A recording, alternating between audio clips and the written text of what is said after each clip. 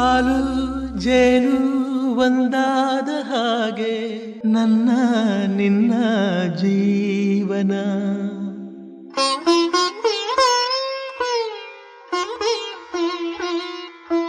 Break ನಂತರ ಸುಹಾಸಿನಿ ಕಾರ್ಯಕ್ರಮಕ್ಕೆ ಮತ್ತೆ ಸ್ವಾಗತ. ವೀಕ್ಷಕರೇ, ಸೆಲೆಬ್ರಿಟಿ ಬ್ರೈಡ್ ನಮ್ಮ ಜೊತೆ ಇದ್ದಾರೆ.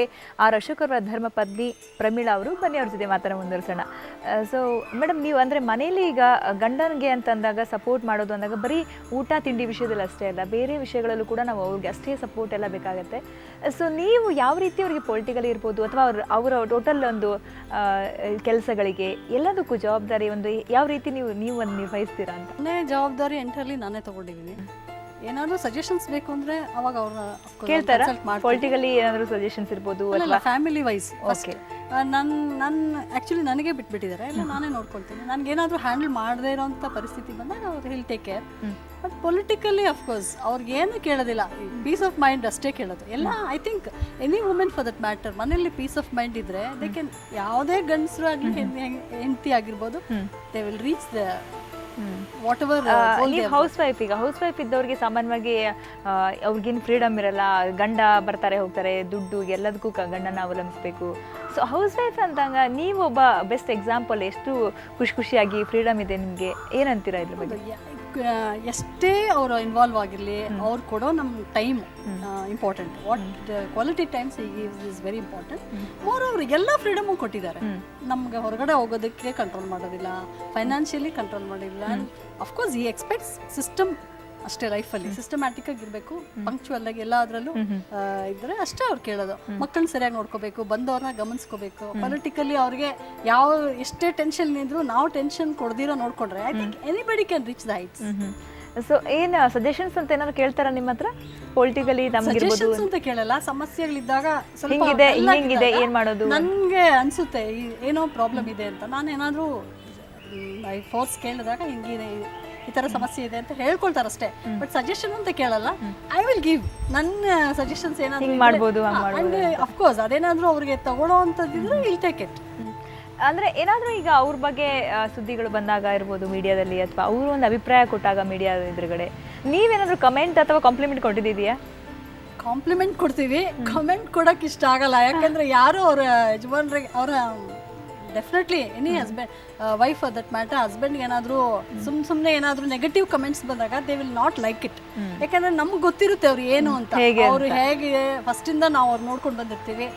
ಸುಮ್ಮನೆ ಏನೋ ಒಂದು ಯಾವುದೋ ಒಂದು ವಿಷಯ ಬಂತು ಅಂತೇಳಿ ಅವ್ರ ಮೇಲೆ ಏನಾದರೂ ಹೇಳಿದಾಗ it will definitely hurt us. Family members ಎಲ್ರಿಗೂ ಅಷ್ಟೇ ಹರ್ಟ್ ಆಗುತ್ತೆ. ಆವಾಗ ನಾವು ಅವ್ರಿಗೆ ಕನ್ವಿನ್ಸ್ ಮಾಡೋಕ್ಕೆ ಟ್ರೈ ಮಾಡ್ತೀವಿ. ಅವ್ರು ಇದು ಹೀಲ್ ಬಿ ಅಫ್ಕೋರ್ಸ್ ರೆಗ್ಯುಲರ್ ಆಗಿ ಇರ್ತಾರೆ, ಬಟ್ ನಾವು ಅಂತೂ ಅವ್ರಿಗೆ ಹೇಳ್ತಾ ಇರ್ತೀವಿ ಈ ಥರ ಏನೇ ಬರಲಿ ಫೇಸ್ ಮಾಡಿ ಅಂತ.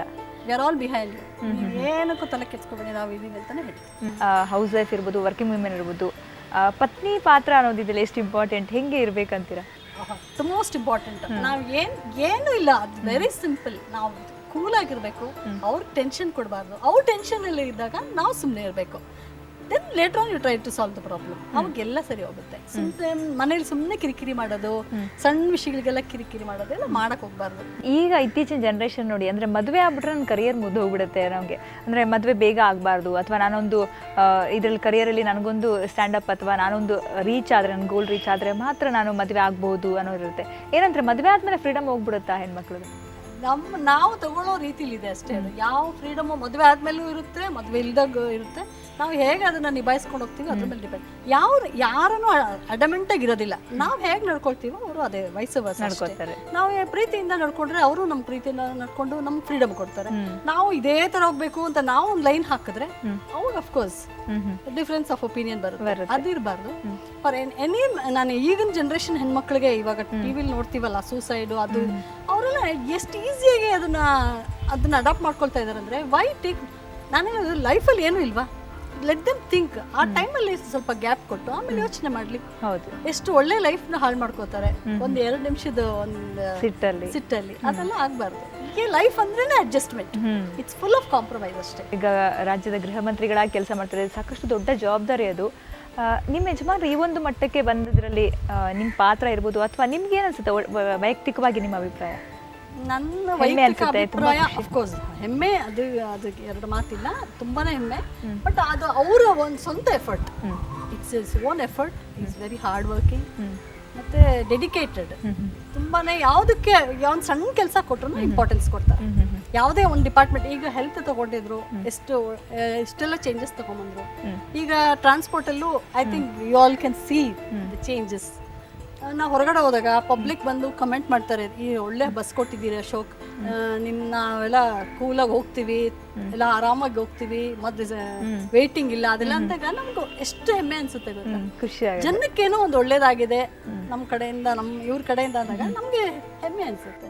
So okay, thank you so much madam ಜೊತೆ ಮಾತಾಡೋದಕ್ಕೆ. ಸೆಲೆಬ್ರಿಟಿ ಬ್ರೈಡ್ ಅಂದರೆ ನಿಮ್ಮ ಮದುವೆಯ ಒಂದು ನೆನಪುಗಳನ್ನು ಹಂಚಿಕೊಂಡ್ರೆ, ಜೊತೆಗೆ ನಿಮ್ಮ ಒಟ್ಟಾರೆ ದಾಂಪತ್ಯದ ಒಂದು ಖುಷಿಯಾಗಿರುವಂಥ ಒಂದು ಗುಟ್ಟು ಹೇಳಿಕೊಟ್ರೆ ನಮ್ಮ ಗೆಳತಿರಿಗೆ ತುಂಬಾ ಹೆಲ್ಪ್ ಆಯ್ತು ಅನ್ಕೋತೀನಿ. ಥ್ಯಾಂಕ್ ಯು ಸೊ ಮಚ್ ನಮ್ಮ ಜೊತೆ ಮಾತಾಡೋದಕ್ಕೆ. ಆ್ಯಂಡ್ ನಿಮ್ಮ ದಾಂಪತ್ಯ ಹೀಗೆ ಇರಲಿ ಅಂತ ನಾನು ಆಶಿಸ್ತಾ ಇದ್ದೆ. ಸೊ ವೀಕ್ಷಕರೇ, ನೋಡಿದ್ರಲ್ಲ ಇವತ್ತಿನ celebrity bride Pramila R Ashok ಅವರು ನಮ್ಮ ಜೊತೆ ಮಾತಾಡಿದ್ರು. ಸೊ ಪ್ರತಿ ವಾರ ಸೆಲೆಬ್ರಿಟಿ ಬ್ರೈಡ್ ಇದೇ ರೀತಿ ಇರುತ್ತೆ. ಅವರ ಸೆಲೆಬ್ರಿಟಿಗಳು ತಮ್ಮ ಮದುವೆಯ ಒಂದು ನೆನಪುಗಳನ್ನು, ಫನಿಯೆಸ್ಟ್ ಘಟನೆ ಇರ್ಬೋದು, ಎಲ್ಲವನ್ನ ನಮ್ಮ ಜೊತೆ ಹಂಚಿಕೊಳ್ತಾರೆ. ಮುಂದಿನ ವಾರ ಯಾರು ಅಂತ ನೀವು ಕಾಯ್ತಾ ಇರ್ತೀರಂತ ಗೊತ್ತು. ಇದು ಇವತ್ತಿನ ಸುಹಾಸಿನಿ ವಿಶೇಷ. ನೇರ ದಿಟ್ಟ ನಿರಂತರ ಸುದ್ದಿಗಾಗಿ ನೋಡ್ತಾ ಇರಿ ಸುವರ್ಣ ನ್ಯೂಸ್. ಹಾಲು ಜೇನು ಒಂದಾದ ಹಾಗೆ ನನ್ನ ನಿನ್ನ ಜೀವನ.